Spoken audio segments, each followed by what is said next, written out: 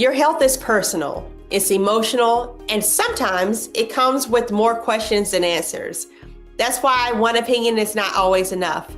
Welcome to Second Opinion. I'm Dr. Ebony Jade Hilton, and every week we cut through the confusion, break down the headlines, and take a closer look at health issues impacting your life right now.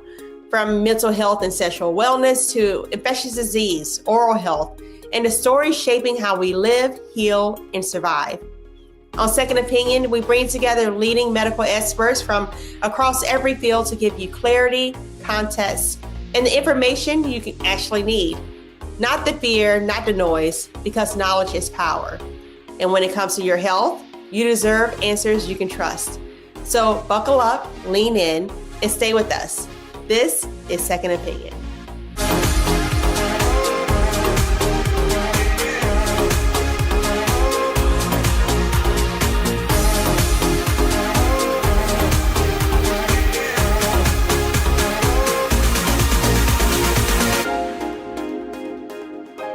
Up first, we're remembering the old food pyramid back in the early 90s. You remember the triangle, the one plastered on the wall in health class?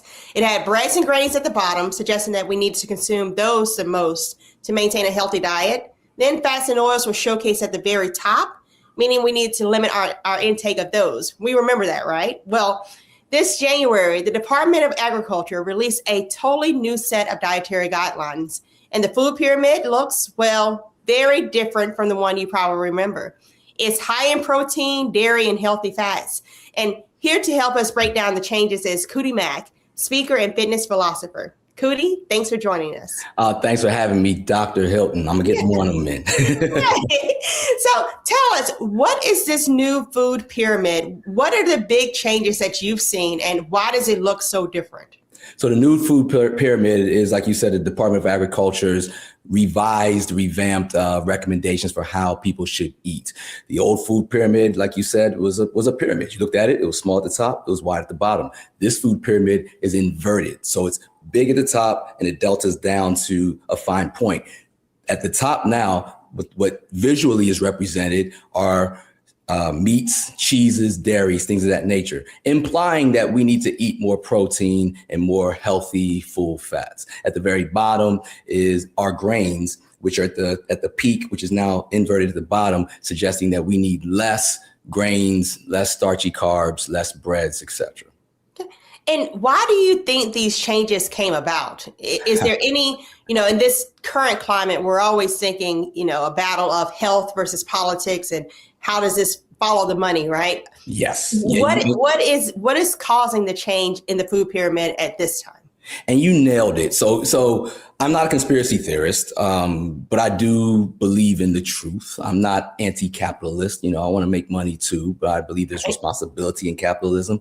I am not oblivious, especially once I dove into wellness and nutrition and really stepped into this thing with the ethos of I want to help people be their best daily via natural interventions, whole food interventions. Nothing against science, nothing against medicine rather, but it is science. Like the body responds to certain foods certain ways, and the body's actually designed to help itself repair. Now, to answer your question, if you go back, so I'm in my 50s. So I remember when I was young and first came to the country, there was a big push on low fat. People were having heart attacks. They attributed it to fat. And so basically there was this whole movement. And when I was young, you would see all kinds of new foods being introduced via their fat content, 30% less fat, 30% less fat. But the things that make food taste good to human beings are sugar, salt, and fat. If you have those three things in any kind of combination, undoubtedly, that food is going to taste amazing to you, regardless of whatever your health endeavors are.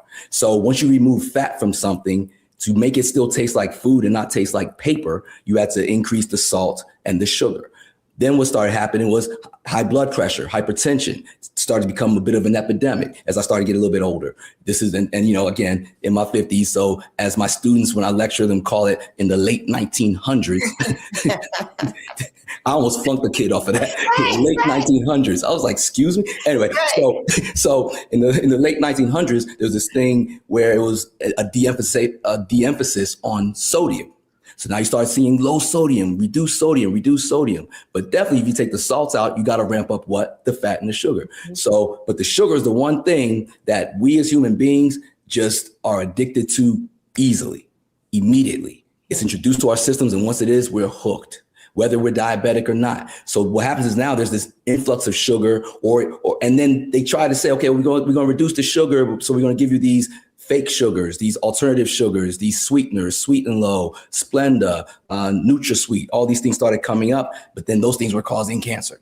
So what happens is sugar becomes prevalent. And as you flash forward into the 21st century, what you have is this abundance of people who, if they aren't already diabetic because they were born that way, type 1, they've eaten their way into diabetes because there's so much sugar just added into the foods to make it taste like something. So now people are type 2 diabetic, and to reduce those things pharmaceutically, they're introducing interventions that have this side effect where, we're starting to lose weight because we're inhibiting your sugar absorption, GLP-1s. When that happens though, what comes with that is these GLP-1s, while they help people who are diabetic, and there are natural interventions that we could talk about offline, but while they help people who are diabetic, now you see a proliferation of people who are using them simply to fight obesity.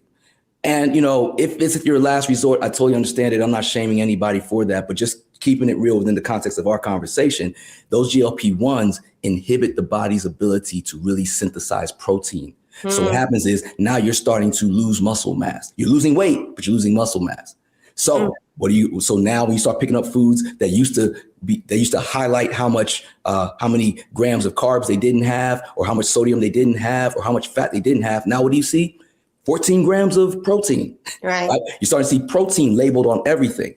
And I promise you, if you follow the money and you follow the lobbyists, and if you follow Big Pharma, you follow the GLP-1 situation, you'll see that that's why the push for protein is now thrust upon us. Everything from meat lovers to double patty burgers to, even with healthy foods, the food pyramid. So now they're emphasizing visually to you that you need to eat way more meat.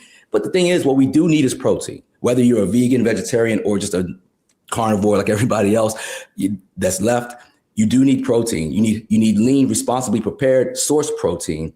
But if you look at the pyramid, it's got meat and cheese and dairy at the top, and it doesn't really speak to the ramifications of the saturated fat that you might be ingesting if you just look at that pyramid. So if you read the fine print of the updated 21st century pyramid, it'll still emphasize eating vegetables and fruit and things in balance. So what I like to do with my BYBD philosophy is I like to emphasize the things that are on program, i.e. the things that will help you reach your goals. So whatever your health goal, your fitness goal, your maintenance goal is, we figure what that is out, and then we will prescribe the stuff that falls in that range in a healthy, natural way.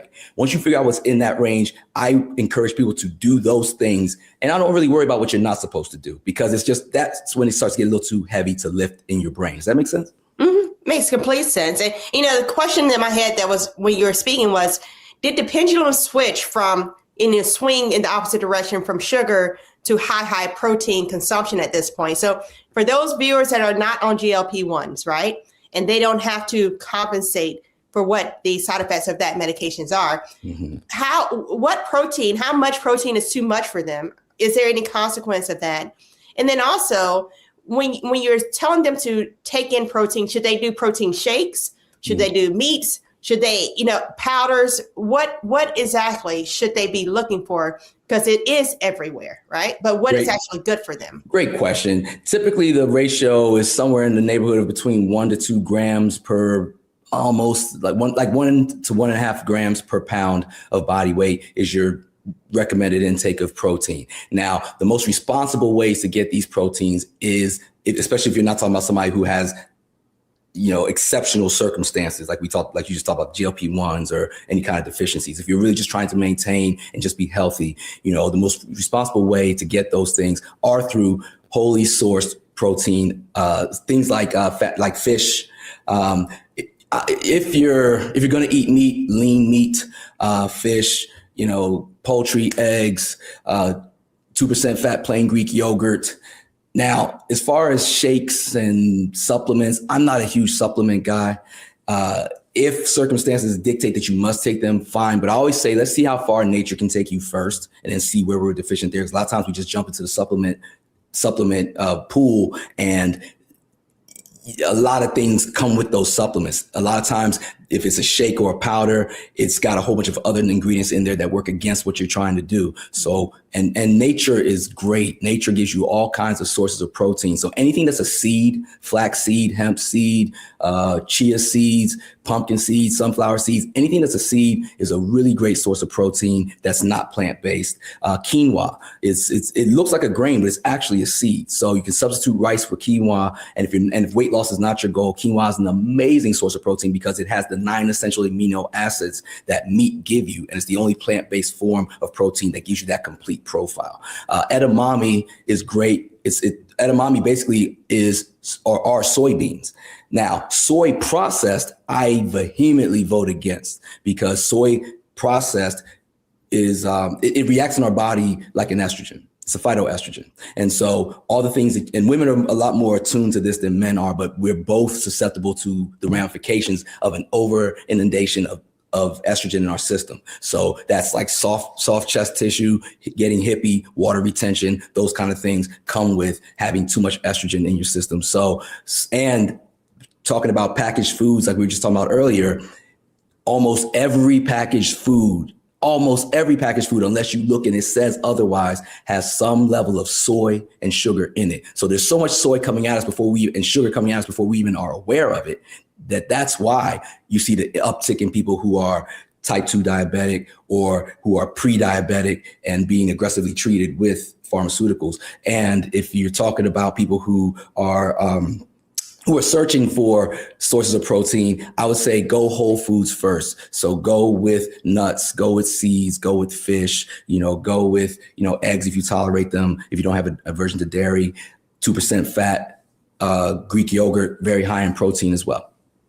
Yeah, it's one of those things, you try to be healthy, you're trying to drink soy milk, and then you hear that it's actually not the thing that you necessarily should run towards every single day. And one thing on a new pyramid, different as far as a drink, it also mentioned alcohol, that there is no safe amount of alcohol. Back in the day, you used to have an allowance for 1 drink a day for women and 2 for men. Why do you think that's changing with this new pyramid? Well, number one thing I always try to tell people, moderation is such a fallacy when it comes down to being healthy.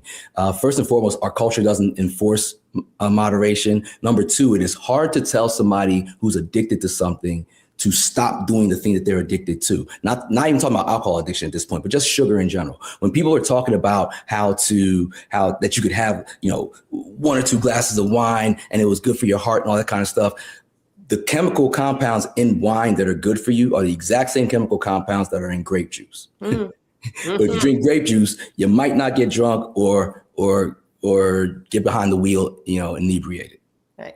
So there are safer alternatives for sure. Alcohol, from where I sit, everything I do when it comes down to my nutrition and fitness consultation always starts and ends with keeping your liver clean, whether I say it or not.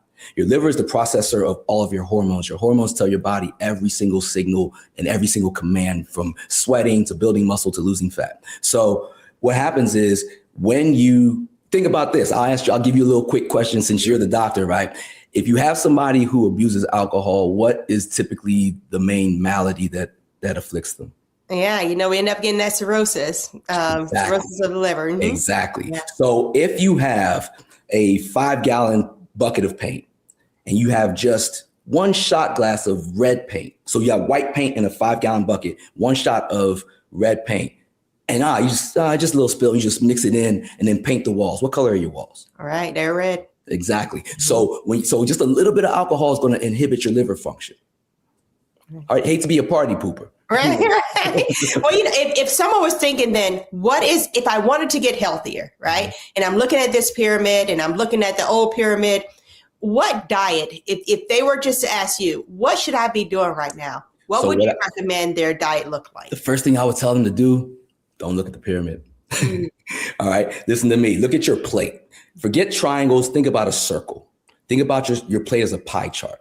And if half of that plate is vegetables, ideally raw vegetables, i.e. salad, But if it's cooked vegetables, that's cool. But if you can get like raw vegetables, if you don't have raw vegetables, maybe a combination of some vegetables, like a veggie platter, a veggie tray, sampling, and some fruit, make that half of your plate, 50%. The next 50%, make that cooked vegetables. That last 50%, that last 25%, I'm getting my math wrong. So 50% raw vegetables, fruit, 25% cooked vegetables. That last 25%, make that a responsibly sourced protein. You're cooking with grease. And then one thing that the pyramid does say that I absolutely co-sign on, you touched on when you talk about alcohol, drink more water, drink less sodas, drink less sugary drinks. Those sugary drinks, even when they say they're sugar-free, if it tastes sweet to you, trust your taste buds, not the packaging, because that means that there's some kind of sugar substitute in there, and our bodies don't know how to discern the difference between those. It may not raise your glycemic index if you're diabetic, but once your body starts processing it, it's all going to turn to glucose. Trust your body. Thank you, Cootie. We are going to definitely keep you around because I have a lot of questions. And this next topic, I think that people will want to hear. Not only do these new food guidelines impact us, so does the new guideline on milk. We once believed it does a body good, right? But does it actually do a body good? We'll explain after this break.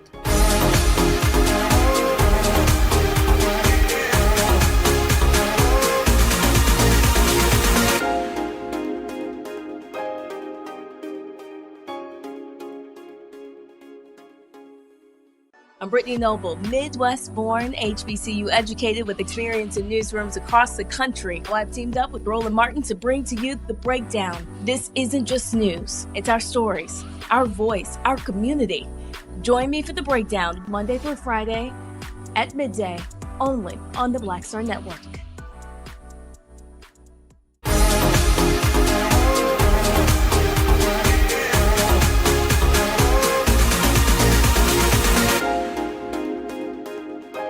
Changes to the food pyramid, there also came a whole social media campaign regarding milk consumption.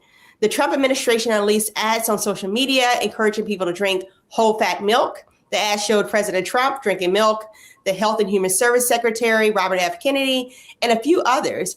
They want people drinking high fat whole milk, but there are critics. So, Cootie, what's your take on this whole fat milk consumption, and should we be doing that at this time? So here's what I'll say about whole fat milk. The state that most people are in right now, especially when it comes down to heart health, it's not the best proposition. Again, we talked about it in a previous segment about some of the influencers and what it is that's actually influencing, these recommendations that come from the federal government. And, again, not a conspiracy theorist. I don't wear tinfoil hats or anything like that. But, simply put, when you look at what America's agriculture is and the promises to boost advantageous situations for our farmers and whatnot, telling people not to drink cow's milk when you got farms full of, cattle can be counterproductive. Now, as far as health goes, you definitely, saturated fat is not good for you. So in that regard, if you wanted to drink cow's milk or goat milk, whatever the case may be, I would say go with the 2% fat option as opposed to the full fat option as much as you can. It won't necessarily destroy you if you indulge in whole milk from time to time. But if you're somebody who's a frequent milk drinker and you employ it in a lot of things that you like, your smoothies, your cereal, your oatmeal, that kind of stuff, you'd want to kind of cut that back, just give your body a chance. And what is the chance that you're giving? What's the difference, the key difference between that whole fat and the low fat milk? Your body processing it and your arteries, the health of your arteries. Mm-hmm. So blood pressure becomes a factor at this point. Cholesterol issues become a factor at this point. And again, I'll just remind folks that, again, I'm in my 50s. There was a time where eating out and eating processed and packaged foods was an exception.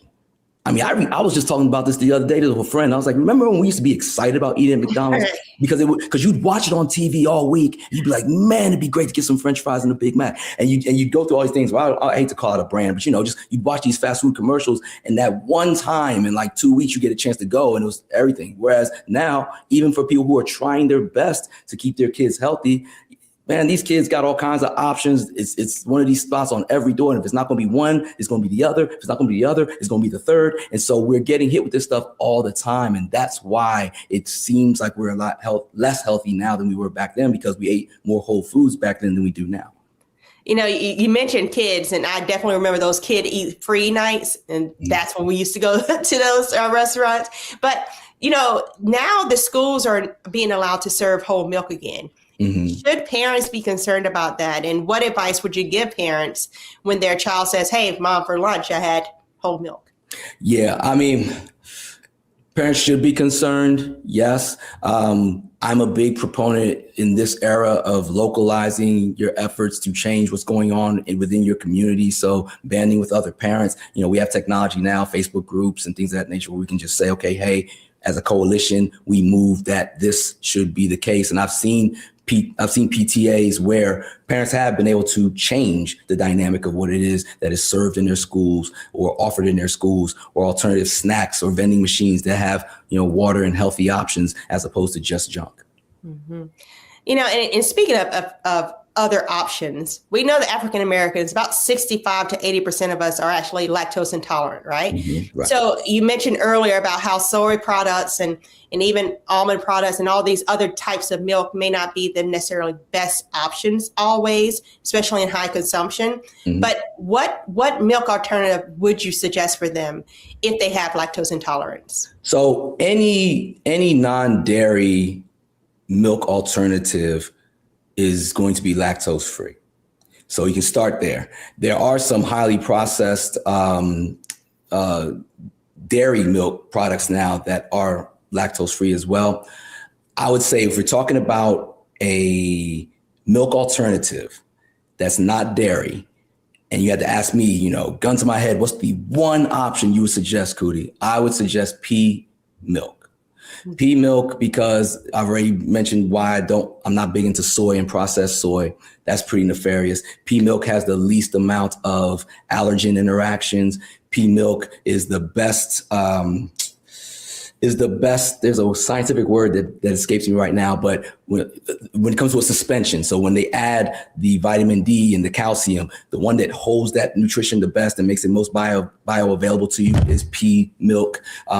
Pea protein is probably the cleanest source when it comes down to a liquid form or even an alternate form. So when we talked about getting your protein and we talked about smoothies and shakes and powders, most of the time those things come in the form of soy protein. But if you can find something that's pea protein, that's a more responsibly prepared alternative protein to animal source protein. So I would say pea milk is the one you want to go with. So with these alternative milks, it all depends on what your objective is, because that's what's going to make it on program for you. So if your objective is to say, mind your sugar, you're diabetic, lose weight, you want to stick with unsweetened almond or flax milk, pea milk again. If your objective is to have the most amount of protein, pea milk is definitely your best bet, because it doesn't have soy and it's got about 4 times more protein than all the other milk alternatives. If you're not looking for any of those health advantages, but you don't want to do dairy, but you want your milk or your oatmeal or your coffee to have that creaminess that full fat milk would give you, that's where oat milk would come into play. But if you're trying to lose weight, oat milk, coconut milk are not your friends. Oh, and coconut milk in the midst. Okay, it's called a straight. Now, in thinking about the food pyramid we just talked about in the last segment, and now milk, these campaigns seem literally almost a complete reverse of Michelle Obama's FIT campaign in schools. So what would you tell parents if they are now sending their child to school and the schools are following the guidelines of the Health and Human Services, right? What would you tell them? What are signs to look out for that if your kid is starting to come home and they're looking like this, it may be related to the diet and we need to go back to the drawing board? I don't know if it's as quick as like a quarter of, 3 months they're drinking this and all of a sudden they're going to appear a certain way. However, if you notice that your kid's picking up weight, that would be a good time to analyze what it is they're eating, whether they're snacking on, what they're eating when they're not around you. And it is not going to be hard to figure out or find what it is that they're into. With me being a nutritionist and, all Mr. Holistic and all this kind of jazz, until my kid was out of my direct supervision in terms of what my kid was eating nothing but whole foods. Mm-hmm. Then my kid goes to, it might have been as early as preschool, and they would give them snacks. Then my kid would come home like, I like Nilla wafers, I like goldfish, these things just start coming back. And it's one of those things where, you try hard. You try hard to keep them from having too much screen time and keep them from having so many snacks that are off program. But at some point it's going to get to them. So what I would suggest to parents first and foremost is set the example yourself, make the healthy eating look good as a parent. So when I do it, my kid gets kind of jealous when I juice vegetables and eat these salads because I make them look good and they taste good. And if you need tips on that, just hit me up, DM me Dr. Hilton, and I'll give you recipes. But I make it look good. So my kid is actually into, so my kid's not feeling well. My kid will go, Dad, can we just have salad tonight? And that's just music to my ears. So set the tone first, give them every opportunity you can as a parent to win because you are the parent. So set them up. If you can prepare lunches for them, prepare lunches for them. If you can at least give them some healthy snacks, find out what they like though. Don't just force it on. Like even me, as a grown man, professional fitness person, if you were handing me asparagus and eggplant, I'd be like, yeah, I'm good. You know what I mean? So, right. But the things I know I like, and I make sure I overindulge in those. So give your kids healthy options that they enjoy. You know what, Cootie Mac, you have given me so much to think about, not only for how I'm going to raise my little twins now and packing their lunches because I cannot cook.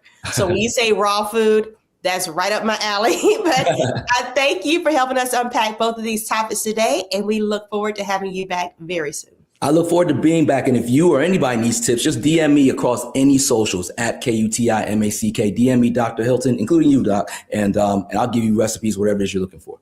Give us that handle one more time. So it's KUTIMACK, my name, at Cootie Mac, Instagram, LinkedIn, Facebook. You can find me.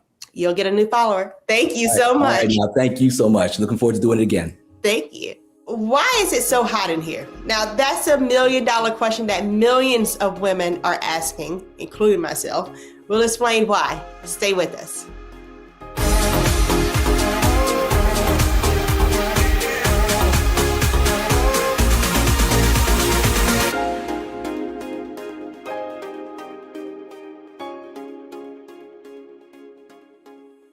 They said the quiet part out loud. Black votes are a threat. So they erased them. After the Supreme Court gutted the Voting Rights Act in 2013, Republican legislatures moved fast. New voter ID laws, polling place shutdowns, purges of black voters from the rolls. Trump's Justice Department didn't stop it, they joined in. In 2018, his DOJ backed Ohio's voter purge system, a scheme that disproportionately erased black voters. Their goal, erase black votes and political power. Yeah, that happened.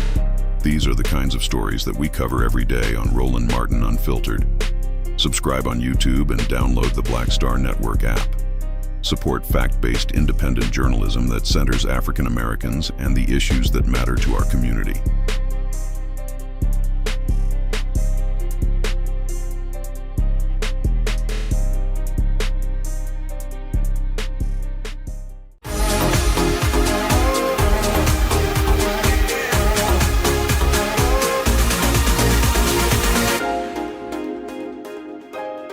It's such a hot topic right now, pun intended. It's on the front of Oprah's magazine. It's the focal point of dozens of new studies.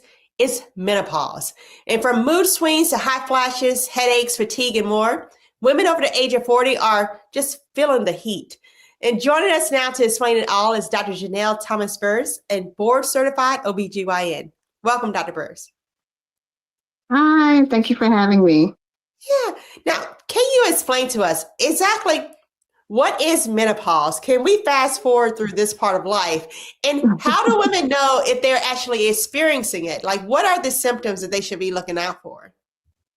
Sure, sure. Yes. So menopause, the hard definition is no period for a year, not 11 months and 15 days, but 1 year. And can it still come back sometimes? Yes, but very rarely. So it's no period for a year, which can be hard to determine in women who've had a hysterectomy before they were menopausal, or women on birth control that takes away their period. So sometimes it can be hard to determine that, but that is our definition. And the symptoms vary, and they can start as early during the perimenopause time when you're still having periods, but you start having symptoms. And a lot of times you ignore those symptoms because you're busy with kids or work or just life. But hot flashes and night sweats. Night sweats usually start earlier than hot flashes, so people may be having the night sweats.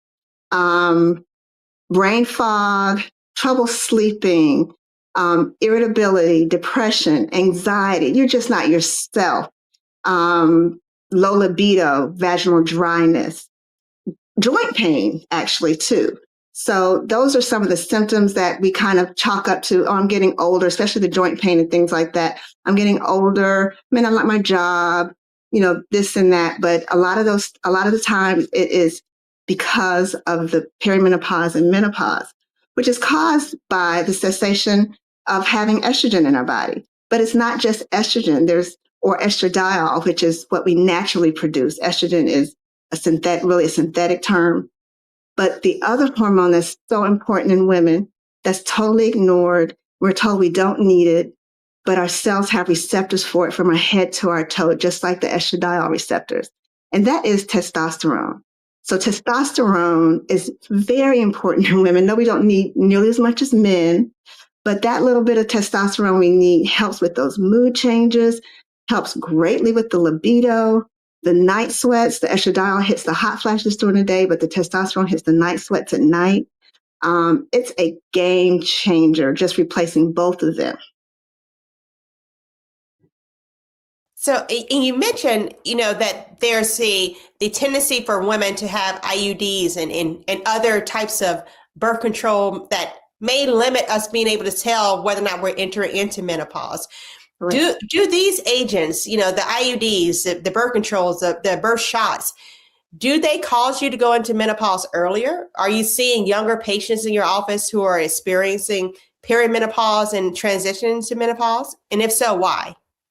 It is difficult to tell that. We are seeing women younger with perimenopausal symptoms, or if you're younger than 40 and your period stop, it's called primary ovarian insufficiency. But it's hard to say whether it's because of those things. As far as we know, the data does not show that those hormonal contraceptives cause early menopause. But what's confounding that is our environment. Our body, our organs are fighting all the toxins and pesticides and this processed food and all this, soy-based things and everything that's in the processed foods as well, and how they treat the animals, the steroids they give the animals, and we eat those animals. So it's hard to separate that. But what we know now is probably more that than the hormonal contraceptives, because when you compare the groups, women who did not have it versus women who had the hormones, there's really not much of a difference. Got you. And what do you say to those women who are entering into the perimenopausal stage of things? And they say, hey, I am losing my mind. I cannot remember anything. I used to be sharp as a tack. Now I have to write everything down or it will not get done. Are there anything to natural supplements? Is there a diet? What can they do to help ease those types of symptoms, if anything at all? Yes, that brain fog is very irritating. Even the simplest words you can't remember sometimes, or somebody's name that you see all the time, it just escapes you. But with everything, whether it's heart disease or whatever, starts with our lifestyle, making sure we get our sleep. And unfortunately, in the US, we don't stress the importance of sleep. That's when everything happens for good in our body. Our body's healing.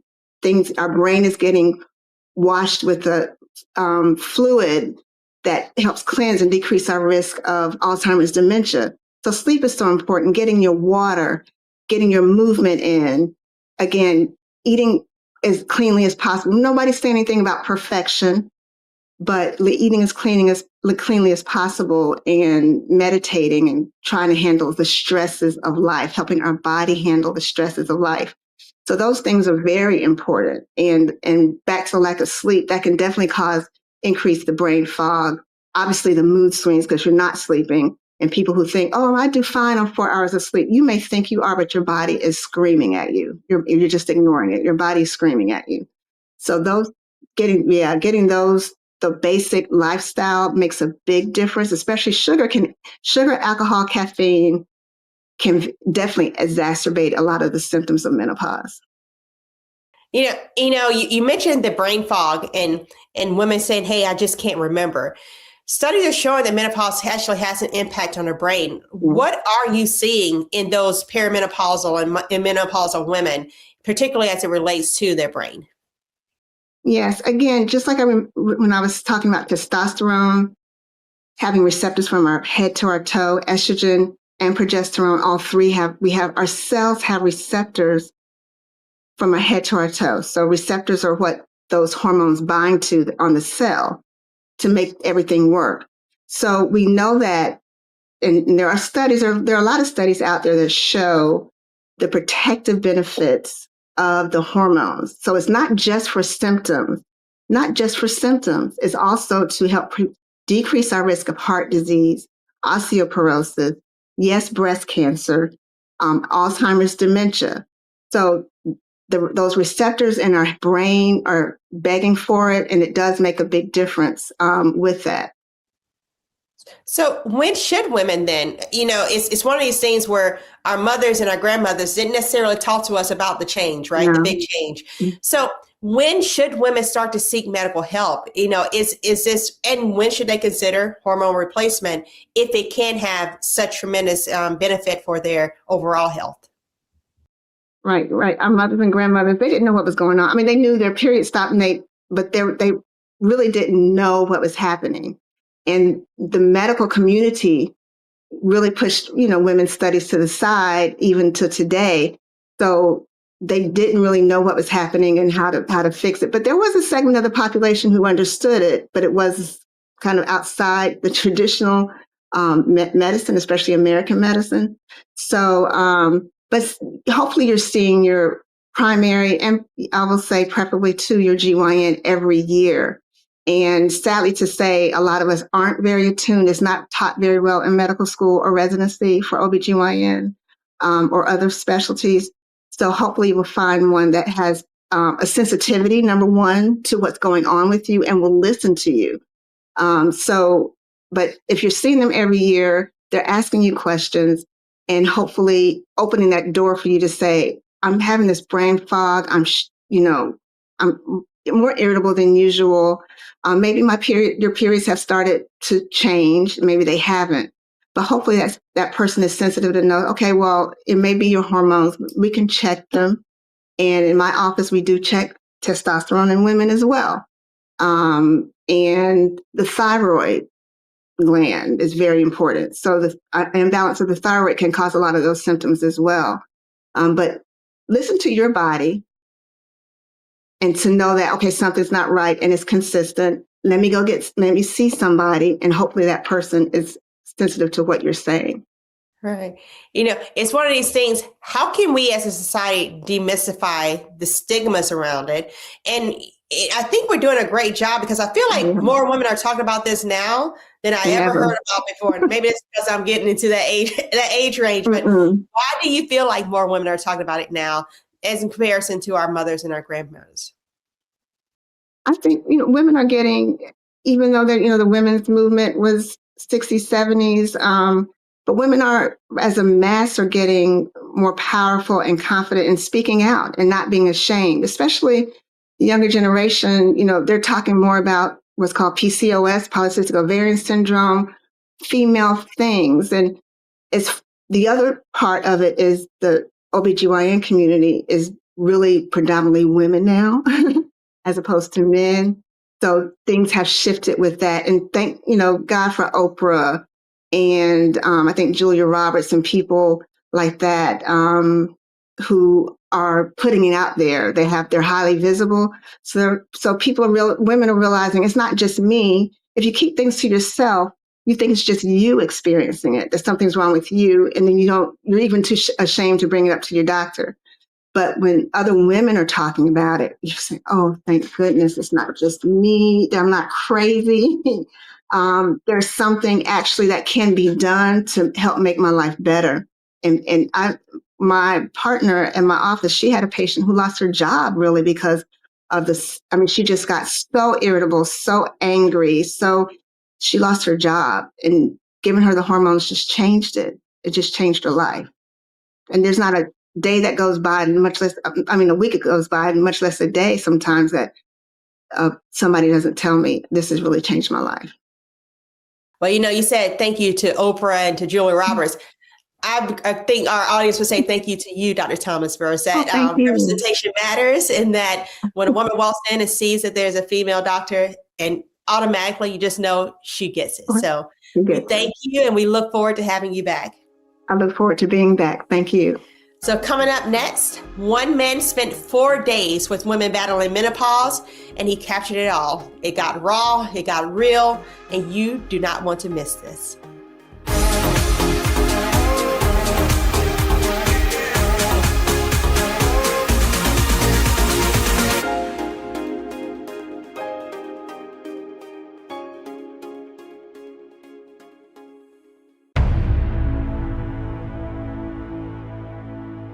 At the end of the Selma to Montgomery March in 1965, Dr. King stood in front of the Alabama State House and told 25,000 Americans that the greatest threat to the greedy oligarchy is when poor blacks and poor whites and others mobilize together and form a voting bloc that can fundamentally shift the economic architecture of our nation.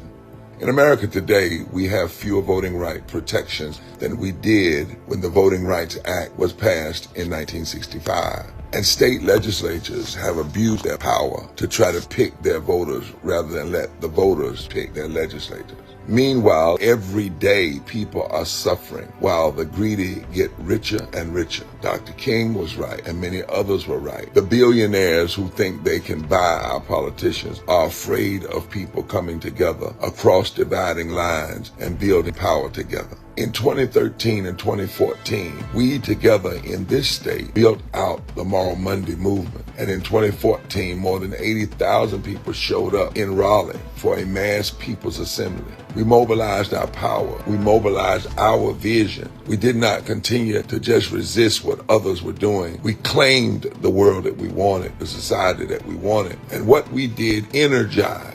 It was not partisan, it was principled. Here we are again now in 2026. And it's time to love forward together and mobilize. This is our Selma moment. And we need everybody, regardless of your race, your creed, your color, your religion, your sexuality, whoever you are. If you love voting rights for all, if you love abolishing poverty and bringing into reality living wage, if you love health care for all, if you love and grace and mercy and do not want to buy into the religious nationalism of hate and meanness and a lack of empathy, if you want to love forward together, welcoming immigrants rather than suffering ICE raids, if you love the environment and want to see it cared for rather than the polluters taking over, if you love fully supported public education, if you want to love, not hate, and to have peace and not war, to stand against unchecked militarization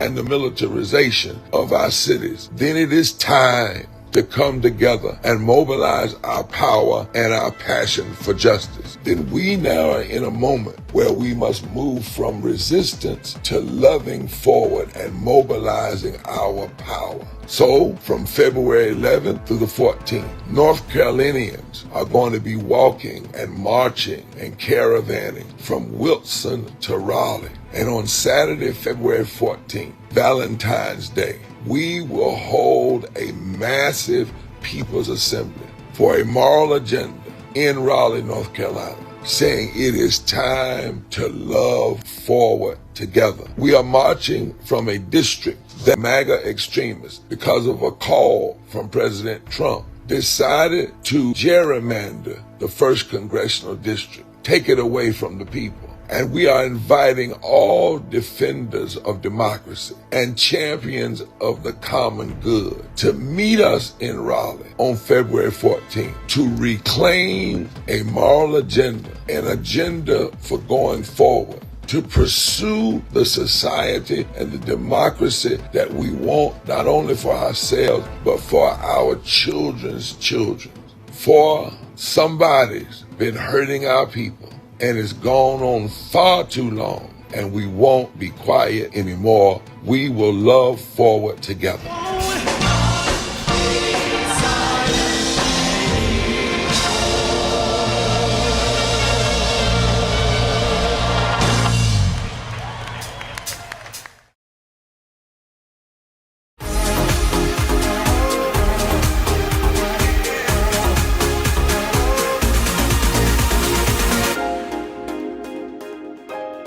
An award-winning filmmaker wanted to document what women experience when they reach menopause age. So he put 5 women in a house for 4 days in Costa Rica and filmed it all, right? So take a look at 4 Days. It's a groundbreaking new series that follows 5 incredible women as they navigate the emotional, physical, and psychological realities of menopause.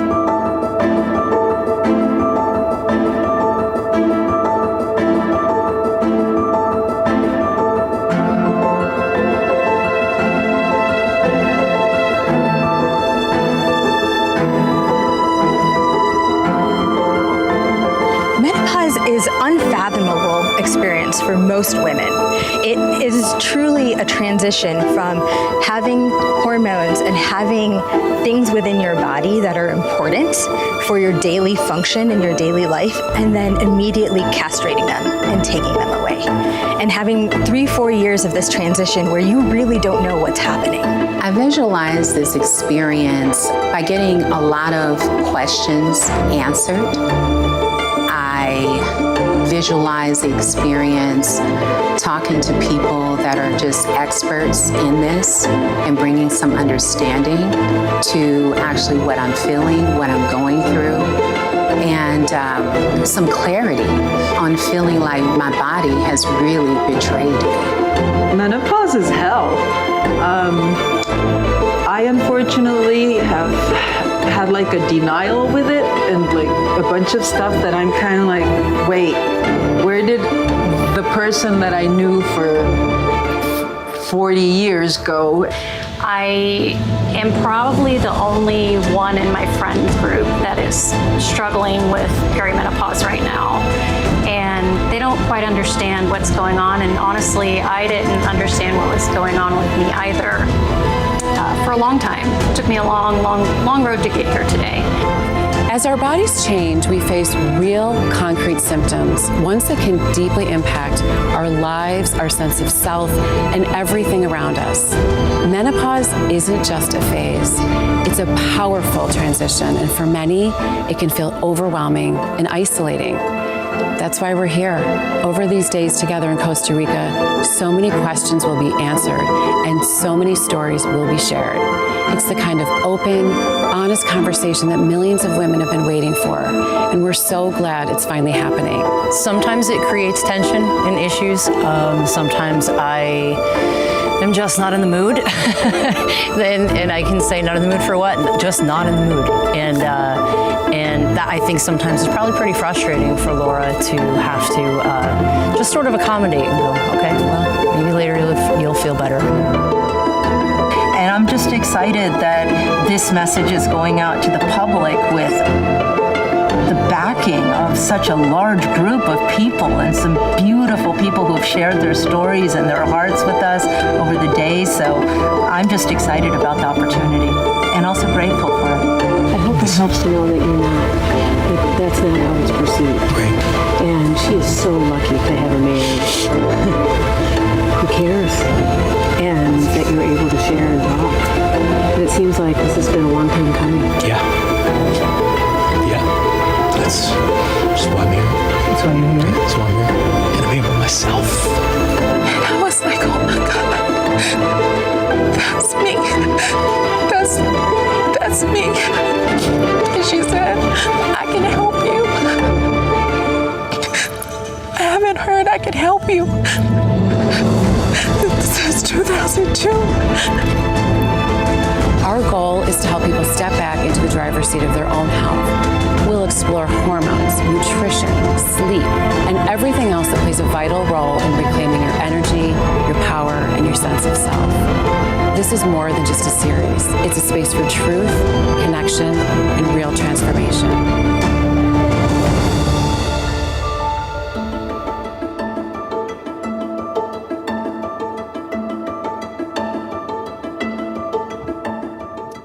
Joining me now is Charles Maddox of Maddox Femme. Charles, this series dives deep into the truth behind what millions of women experience, from mood changes and hot flashes to identity shifts and resilience. So what was the personal or professional moment that made you feel menopause deserved this level of storytelling, and why now? What was it that broke through? Thanks for having me too, by the way. But it was, the projects that I have been making focus on health conditions. It focuses on people who are living with conditions such as diabetes, cancer, so on and so forth. And this was one where a good friend of mine, she was living with some menopause issues. And I remember she was dealing with a lot of mental health issues with this. And I said to her, I said, you know what, one day I'm going to come back and I'm going to do a series with you. And I did a few other series and I came back to this one and I started to look into menopause. And I was actually blown away. I was blown away by the lack of real information, the lack of education, the lack of support for the millions of women that are living with menopause. And I said, you know what? I'm going to focus on this one. And it's been for a male focusing on menopause, this has been something that has really woke me up in the middle of the night and kept me fighting for these women. And it's been an amazing journey. You know, it's one of those things too, and looking at the documentary, yeah, absolutely beautiful. And you chose Costa Rica in this immersive 4-day experience rather than a traditional studio. You know, how did that environment itself influence the women's physical and emotional transformations? Yeah, when I first came up with this concept, it was actually for diabetes, and I was doing a lot of activations with diabetes, and I said I would love to be able to bring people who are living with a condition to a certain place where we could bring in the experts, right? We know that navigating this healthcare system is daunting. You know, having to go see this doctor, then having to wait maybe a week or 2 or 3 to see another doctor. And it's very confusing, too much noise. So if we brought the experts to one location where we could focus on everything from mental health to nutrition to dietary needs to understanding everything that goes with whatever condition that we're focusing on, then we could actually be able to not only educate, but inspire. You know, inspiration at times for these conditions is more important than anything, right? So you don't feel like you're alone. And I like to say I like to fish out of a barrel than fish out of a lake. So if we bring these people together who are dealing with these conditions and we're trying to reach women with menopause, what better way to reach them than someone sitting at the comfort of their own home saying, that's me, that's what I'm dealing with. And they can see, you know, Nicole or Michelle or whatever like that going through what they're going through, what their husbands or partners are going through, and really be able to digest this information and then be led somewhere where they can get more education. Now, I chose Costa Rica. Selfishly, I also have a home there, but it's beautiful. Everybody wants to get away. Everybody loves going to somewhere tropical and getting away. And then you also take them outside of their environment where they know that they're coming for something special. And it's almost like a treat to them. It's almost like a retreat, but it's filled with love, education, and awareness. You know, it was beautifully done. And as you said, this series brings together both the top experts, but also those women who are living this experience. And how did you, in your mind, how did you shape this so that you had a balance between the medical authority with the women's personal truths without one overshadowing the other? How did you do that? Yeah, well, number one, we teamed up with some of the best in the business: Dr. Diane Bittner, Dr. Judith Joseph, Dr. Cerrucci. The list goes on. Dr. Sanjita. We team up with the best, but those people also have passion. They have a heart. It's not just you're coming there to just strict learning. It's about really becoming a family with them and being able to help them along this journey. And then, of course, because we live together in almost a reality, I like to call it a docu-reality. So because we're living together in a home for a few days, it has that real element. We eat together, we laugh together. I bring in local dancers from Costa Rica to do certain things. This time we actually taught them how to do some Latin dance, and they do yoga, they do meditation. It's a real journey of life and love and education, and something that can really resonate with the audience. So it becomes this beautiful mix of full education, where you see these women who are educated women, who are accomplished women, but know little to nothing about menopause. And it's actually, it was shocking to me, to be honest with you. It was shocking. Yeah, it's one of those things we just don't talk about it, right? I mean, every woman goes through the puberty and transition into the fertile years and then into menopause, but it's rarely spoken about what that transition actually looks like. Now, during filming, was there any moment that genuinely surprised you or challenged your own assumptions about what menopause was or how it impacted these women's health? Well, what was interesting is we actually had Robert Higgs, who was featured on the show.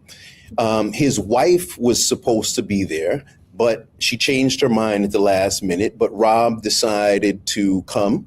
Their marriage is kind of in shambles. And his contribution, I think, was probably the most pivotal. Because I know we're going to be talking about andropause and Rob understanding what his wife is going through, or a man understanding what their partner is going through, is also very pivotal. And we saw the experts to come together to kind of really support him. Rob broke out many times in tears because of trying to understand and be able to hold this marriage together. He's also living with low T as far as andropause himself, and having to navigate that too as well. I think one of the most shocking things or interesting things throughout this whole process is really the lack of real support. There's over $23 billion spent in digital healthcare advertising. There's almost 1 billion women living with menopause. So the awareness should be here. And even me approaching companies and saying, hey, let's have you get behind this. It was like pulling teeth. And so I think that was one of the most shocking things overall, is just that we need to do more, and we can do more. Yeah, you speak of lack of resources, right? Lack of education, lack of resources. And when we're watching films like yours, transformation stories can be extremely powerful, but it can also be risky if they don't feel realistic, right? If it feels like, hey, they had all these experts, they had therapists, they had nurses, they had this dietary and nutritionist that's on their team. Yeah. I don't have that. So how did you ensure the results shown in this film were both authentic and attainable for women who are watching at home? That's a great question. The results were real time. I think the greatest thing that we pulled off here was education. The greatest thing that we pulled off here also was information. But in people asking me, hey, Charles, what's that takeaway? To be honest with you, I'm a little lost, because there isn't resources where I can really say, hey, go here or go there, or there's this system set up, or there are a bunch of clinics set up for menopause. And I'm sure there are some. But, we remember, we're in this situation with the lack of awareness for a reason. I can't change it overnight or by myself. But I think what this series can do is really open that dialogue where we have something in our hands, where the caregivers have something, the providers have something, and the people who are living with menopause have something that they can walk away with and say, why aren't we doing more? Because we mentioned lack of resource. There's no lack of resources. There's plenty of money, but they're going in totally different places. And we need to change that. And, one of the things is that women help rule the world. There should be so much more invested in women's health overall, not just menopause. Because menopause is still just surrounded by silence, stigma, and even shame. So what conversations do you hope this series opens? Not just amongst the women who are battling menopause every day, but within the families, like you mentioned, the gentleman who came on the show, workplaces, even in healthcare systems. What conversation needs to be had now? Well, definitely men need to be fully into this conversation. And I say that because it's a taboo, right? If you don't talk about it, if a woman is dealing with emotional issues and you don't understand it because you've never talked about it, then we can't understand what a woman is dealing with, whether it's our teenage daughter or our wife or a loved one.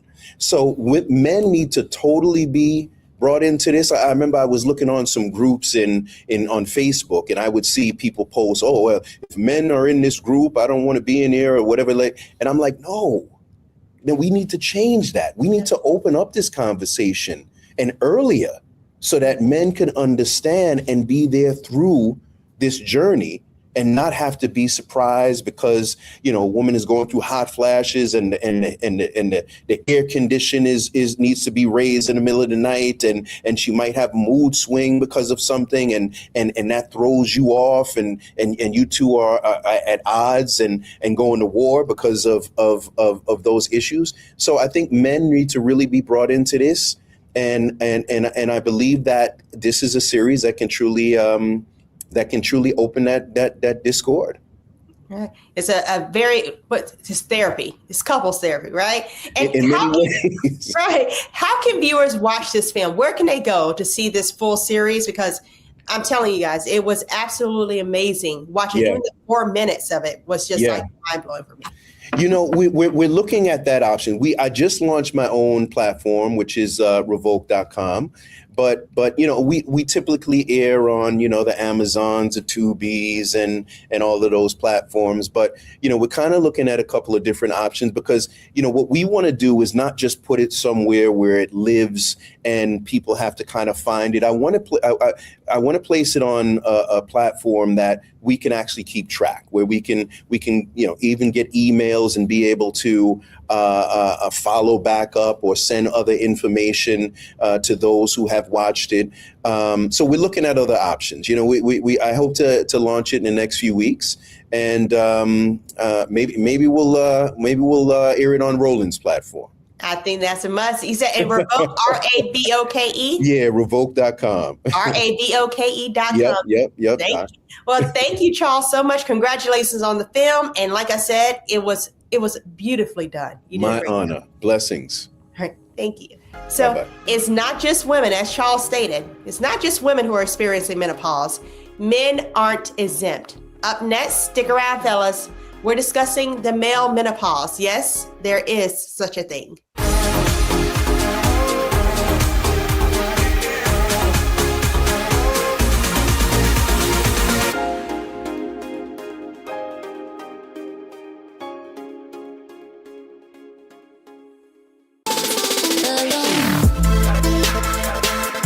Hey y'all, welcome to The Other Side of Change, only on the Black Star Network and hosted by myself, Rhea Baker, and my good sis, Jamira Burley. We are just two millennial women tackling everything at the intersection of politics, gender, and pop culture. And we don't just settle for commentary. This is about solution-driven dialogue to get us to the world as it could be and not just as it is. Watch us on the Black Star Network, so tune in to The Other Side of Change.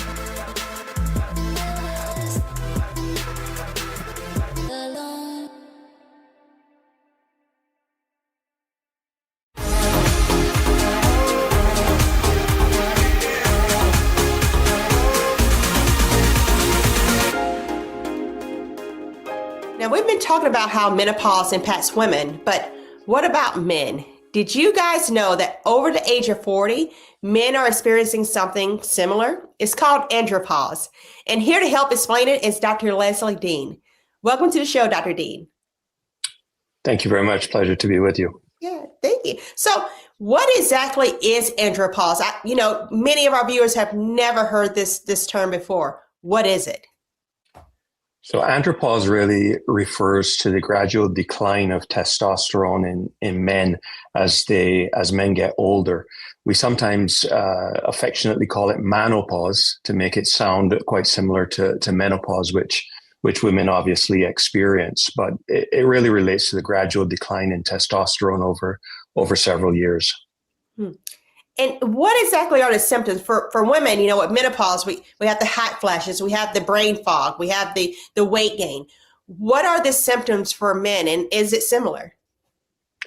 So sometimes the symptoms can be quite similar. There are physical symptoms, and then there are psychological symptoms.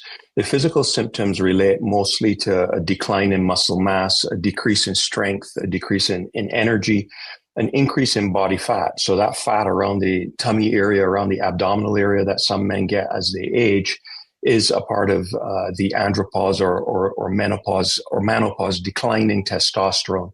And then sometimes the breast area can swell. Men also get psychological symptoms that include depression, irritability, difficulty with concentrating, and also cognitive decline. So generally speaking, we don't just become grumpy old men for no reason. There is actually a reason, and it's that decline in testosterone.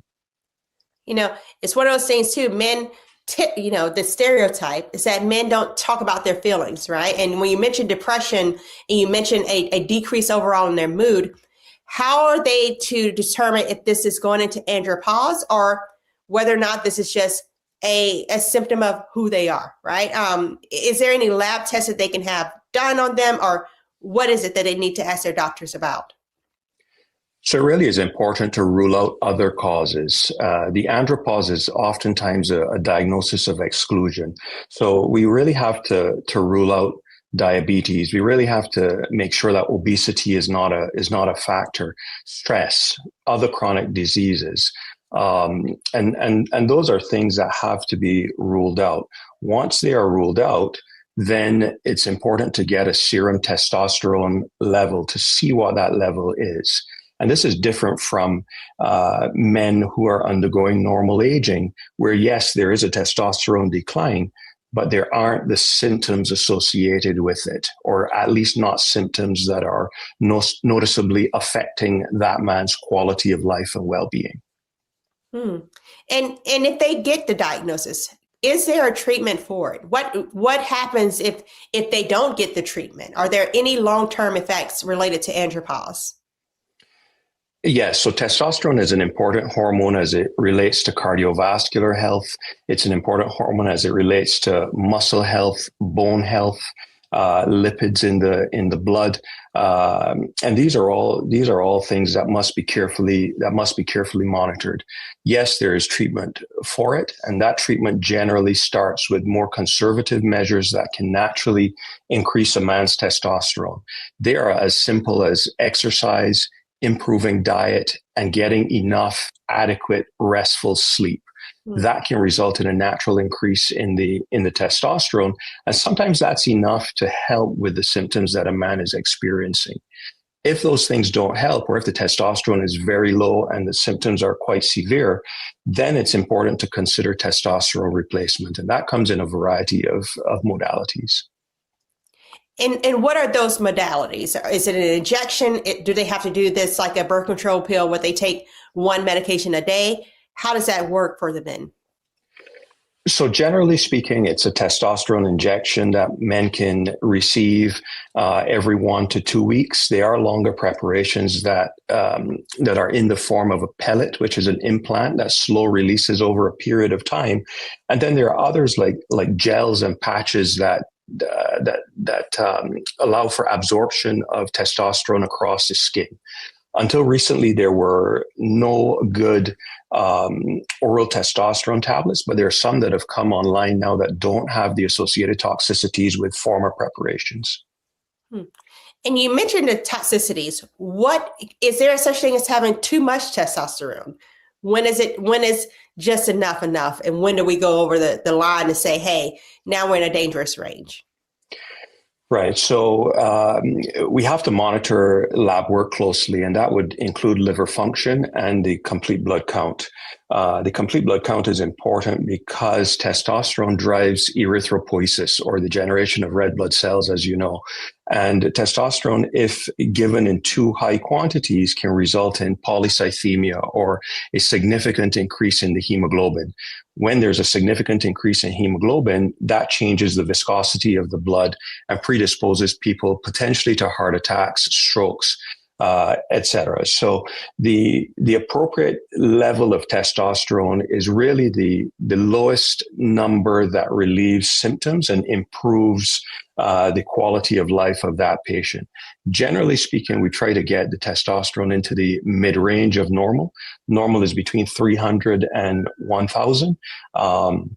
And we try to get it around 500 or so, which is usually good enough to relieve the symptoms. But we're really trying to get the minimal amount that relieves those symptoms. So that's important to take into consideration. And if men say, oh, well, I had my testosterone level checked 2 years ago, 3 years ago, I'm now 45 years old, should they have that checked every year? And if their testosterone levels are right at the low normal, does that mean it's good enough and they don't need any replacement, or should they go and seek further kind of information? I think they should absolutely seek further information. However, if there are no symptoms that can be reasonably related to a low testosterone, then I don't think that there's a reason to pursue screening testosterone, for example. I don't think that there's any evidence in the non-symptomatic population that the supplementation of testosterone is important. And yes, there are men who are in their 40s and even older who are still interested in fertility. One has to be aware that supplemental testosterone arrests sperm production. Just because there's no feedback mechanism anymore, and the exogenous testosterone does not allow for a normal circadian rhythm of testosterone, which is essential for spermatogenesis. Well, that is good to know. Now, we know that men typically aren't the first ones to raise their hands to go see a physician. And women, we have our visit with our OBGYN, our mammograms yearly. We routinely go in. So what are some of the ways that loved ones can encourage men to go to see the doctor and have this kind of workup to see if they are entering into andropause? So I think that's a really important question, and it often is left upon the shoulders of the women in the men's lives, as many things are. And I think a supportive sort of joint approach is perhaps one of the best approaches to take. And by that I mean, if the woman in the relationship is going for her gynecological examinations, it's fine to say, hey, hon, hey, babe, whatever, come and let's get this done. Let's get this done together. There's a urologist that works in the same office building as my gynecologist, and I'm sure that they would be happy to see you. But let's make sure that we're healthy for each other as we get on in age. And that's probably the most supportive and best way to go about this. Thank you so much, Dr. Leslie Dean. If there are any audience viewers who want to get in touch with you, is there any social media handle that they can find you to ask further questions about andropause? For sure. On X, at LESDEANE, or you can find me on Howard University's website. Well, I know they will be finding you because, like I said, there's not a lot of information out there for them to see. So thank you so much, and we will have you back. Thank you. Thanks so much. Take care. Now, coming up next, what if you mention a bird to your boo?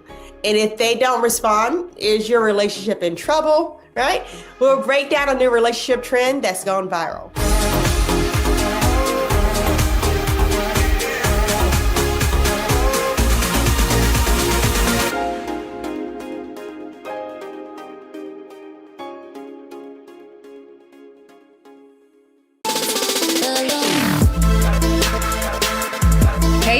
Welcome to The Other Side of Change, only on the Black Star Network and hosted by myself, Rhea Baker, and my good sis, Jamira Burley. We are just two millennial women tackling everything at the intersection of politics, gender, and pop culture. And we don't just settle for commentary. This is about solution-driven dialogue to get us to the world as it could be and not just as it is. Watch us on the Black Star Network, so tune in to The Other Side of Change.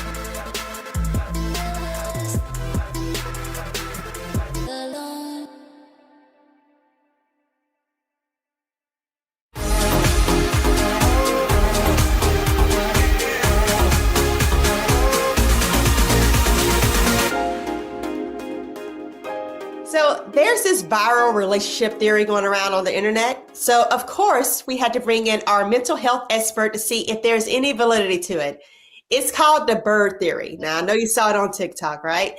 It's a trend where one partner mentions a mundane observation, like seeing a bird, to test if the other person engages or ignores it.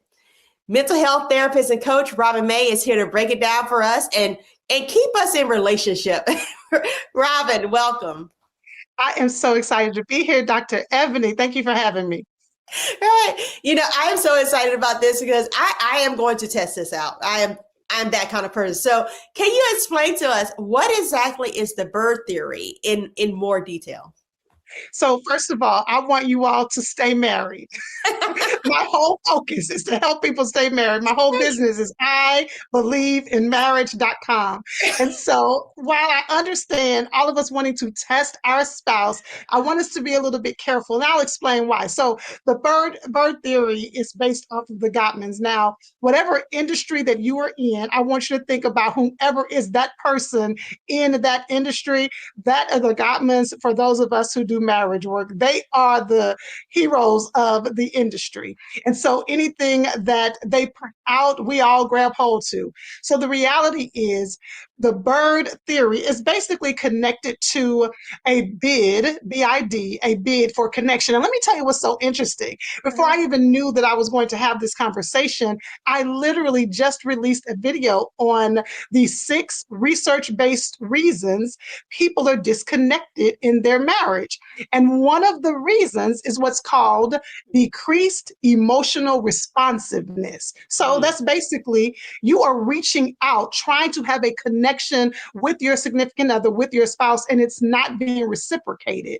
So what the Gottmans have said with the bird theory is that you say something random to your spouse, something that's not a big deal. It's nothing super serious. It's just a regular statement. And if your spouse responds to you, I think they would say turns toward you, engages with you, that means the two of you are connected. The research I believe they found said that 86% of couples who respond to bids for connection have healthy marriages. And I think there's about a 30% expectation that if they do not respond, those couples end up separating. So I understand why y'all want to do the bid for connection. And they end up, it's one of these things too. Is it related to the love? Like, what if your love language is in words of affirmation and you're not a talky kind of person? Maybe I'm speaking for myself. But does that mean that you automatically have more misses for bid connection that may be taken in the wrong way? That is such a great question. So this is not necessarily connected to love languages necessarily. So let's come back and have another conversation about love languages because love languages are very important, but there's also an idea of what makes me feel emotionally connected to you. So that's really a different conversation. A bid for connection, a BID, a bid for connection, it doesn't even have to be words necessarily. That is the reason why I am saying, y'all, don't test your spouse and take the test as the indicator of the health of your marriage. Let me say it again. I understand, being on TikTok and you're seeing all the things. Listen, if I could get all my couples off of TikTok, would get them all off of TikTok because we see all of these different messages and we don't have them in context and we use them to judge our relationship. So here's the deal. A bid for connection is simply, I am reaching out to you for some way to connect and you respond. You don't have to be the type of person who wants to have really deep conversations. It is basically, I am reaching out and you are turning toward me. That's basically the bid for connection. Okay, and So what does it mean if if a partner, see, this is my problem. That's my problem. So what does it mean, the separation of work and home? But what does it mean when a partner consistently misses the bid for connection? Does that mean that they're not really into you? Or is it a learned thing that they have to go through? Okay, so if I am observing this and someone comes to me and they say that my partner is consistently not responding to my bid for, remember that key word is consistently. So the reason why I'm teasing all of you who are saying I'm going to test my spouse, a one-time miss cannot be the indicator, right? Because life is lifing. And so a one-time miss, but in all seriousness, when there is a pattern, when there is a consistency of I am reaching out and you're not responding, I have found there could be one of two things. One, it could really be that your spouse is depleted, right? Again, I said life is lifing. We're carrying so much. I do a seminar called Avoiding the Roommate Zone, Avoiding the Roommate Zone. Why? Because I have not met a couple in these 20 plus years that I have been in the trenches helping couples navigate their marriage. In a few weeks, I will be celebrating 24 years of marriage. I have not met a couple. Thank you. You know, I said, give us our props. I have not met a couple who has not been in the roommate zone, coming out the roommate zone, or going into the roommate zone. And so I say that to say there are different factors that contribute to what I'm calling the roommate zone, or that contributes to a spouse not responding to a bid for connection, or the bird theory. So it could be that your spouse is depleted, life is lifing, and they're having a hard time managing. And so over the last few weeks, the last few months, they haven't been responding. I asked a client recently who was kind of communicating something along these lines. I asked her, wait, I know a lot that's going on in y'all's life. I know a lot that you all are dealing with. So, but I have met her in the midst of lifing for them. So my question to her was, before life was lifing to this degree, was this going on? So in other words, is this a pattern of your marriage, or is this just the pressure of this season? And so what I would ask a woman or a husband, a wife or a husband, is this a pattern? And if it is, are there some other factors that are happening? Is it that he or she is depleted, or are they really disconnected? Well, I could tell you preaching your sessions, and I need that kind of preaching, because is there a difference too in the small moments of responsiveness? You know, do those matter more than the big grand gestures of, well, I helped lift the world for you, or you didn't have to worry about taking care of your car when it was totaled. I did that for you. Or is it the small everyday things that we need to concentrate on? Okay, so I'm about to make a big statement. Okay. I need everybody to hold on, because I think that this might be wisdom that is not what is heard often. I tell couples all the time that there is no such thing as standing still in marriage. When couples tell me we're just stagnant, I tell them I understand why you're saying that. But really, there's no such thing as standing still. And I want all the marriage therapists to DM me and say, Robin, I totally agree. Let me tell you what I mean by that. Marriage is dynamic. It's constantly moving. And here's really what that means. There's always an interpretation happening in your marriage, right? Now, let me throw this out here, because I'm going to explain what I mean about moving. There's no such thing as standing still. What we have to understand is that you, me, my best friend is Oprah. She just don't know that she's my best friend. So I'm going to say Oprah, whomever your person is, we are all either trying to repeat what we saw growing up, or we're trying to reject what we saw growing up. And the scary thing about it is we're doing both at the same time in different dynamics of our life. So when you ask, are just the small moments or the large moments, or why are the small moments so important? Remember, we're not standing still. We're either moving toward each other, or we're pulling away from each other. I want you to imagine a cruise ship. When a cruise ship is turning, the cruise ship turns very slightly, but it's still a turn. Even if you can't feel the turn turning, it is happening. Another way I suggest people to understand it is we're either making a deposit or we're making a withdrawal. Ooh. And every single day, you are either making a deposit or you're making a withdrawal. So the goal is to make as many deposits as possible, so that when you do a withdrawal, you don't go into overdraft.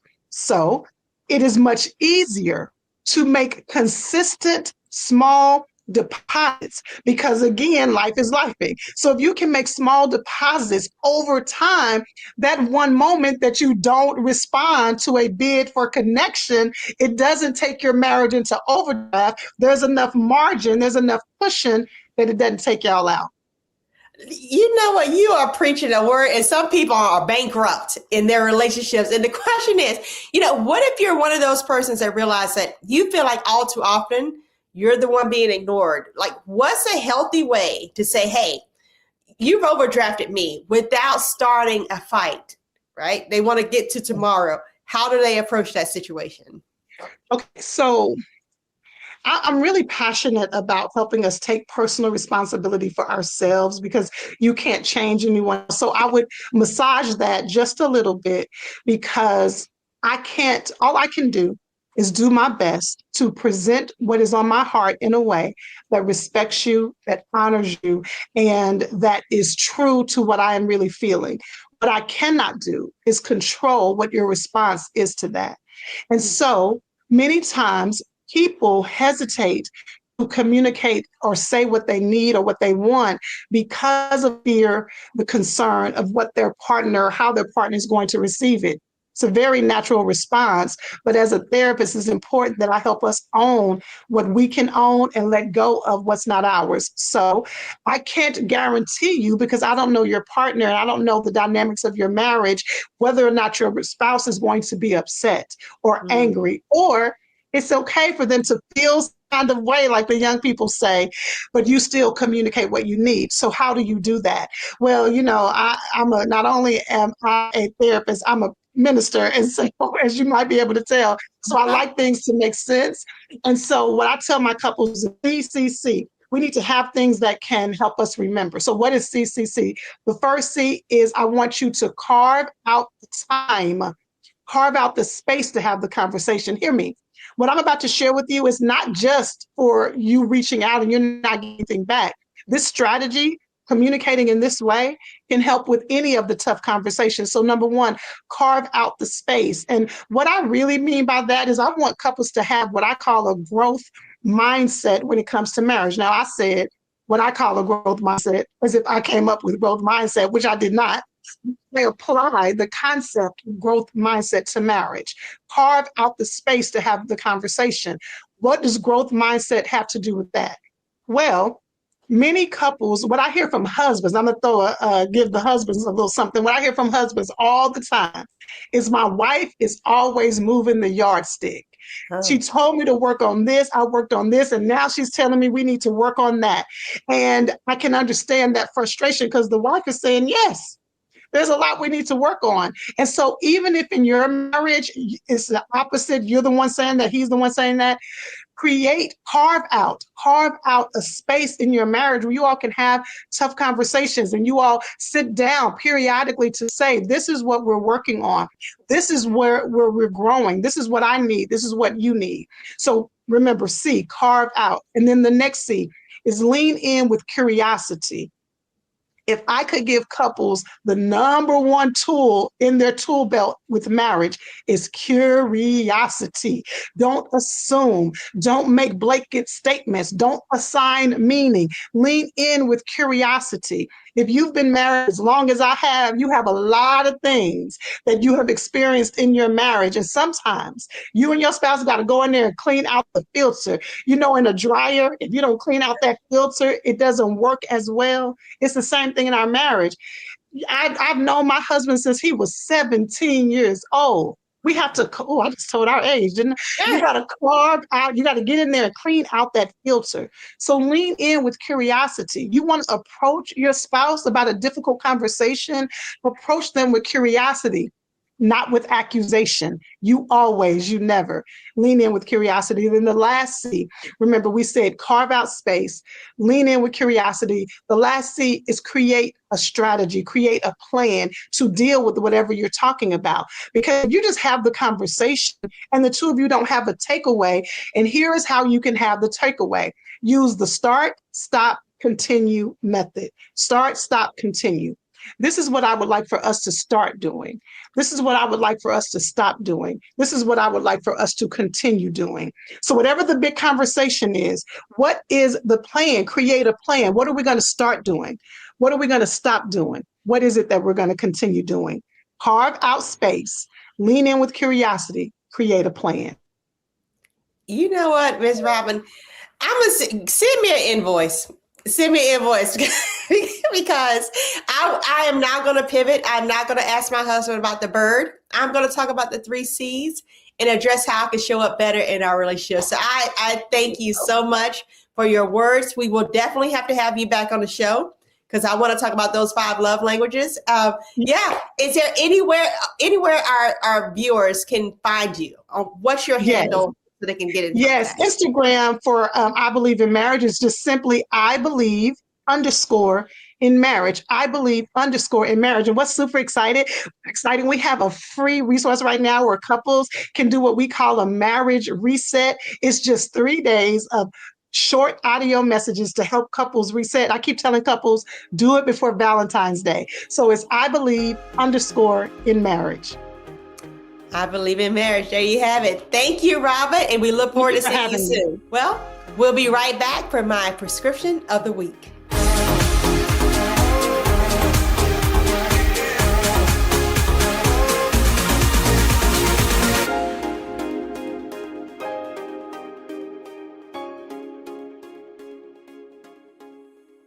I'm Brittany Noble, Midwest-born, HBCU educated with experience in newsrooms across the country. Well, I've teamed up with Roland Martin to bring to you The Breakdown. This isn't just news. It's our stories, our voice, our community.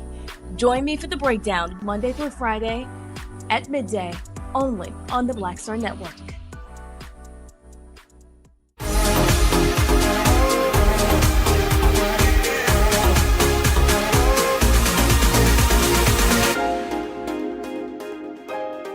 Vitamins aren't hype, they're support.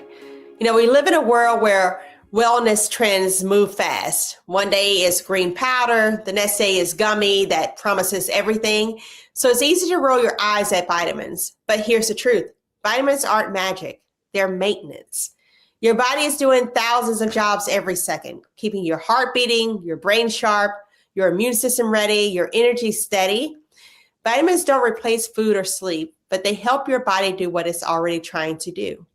Vitamin D, for instance, supports moods, bones, and immunity, especially important when we don't get enough sunlight. B vitamins help turn food into energy and support brain function. Magnesium, well, that helps with stress, sleep, and muscle recovery. Iron keeps oxygen moving through your blood so you don't feel drained. Think of vitamins like a backup crew. They don't run the show. They keep things from falling apart when life gets busy, meals get skipped, and stress gets heavy. And this isn't about being perfect. It's about being intentional. Taking a vitamin can be a daily reminder that your health matters, that you're investing in yourself in a small but consistent way. It's saying, I care about future me. Wellness isn't built in grand gestures. It's built in tiny habits. A glass of water, a short walk, a vitamin in the morning, little choices, long life. Because taking care of your body isn't extra, it's essential. And that, my friends, is my prescription of the week. Thank you all for watching. We'll see you next week on Second Opinion.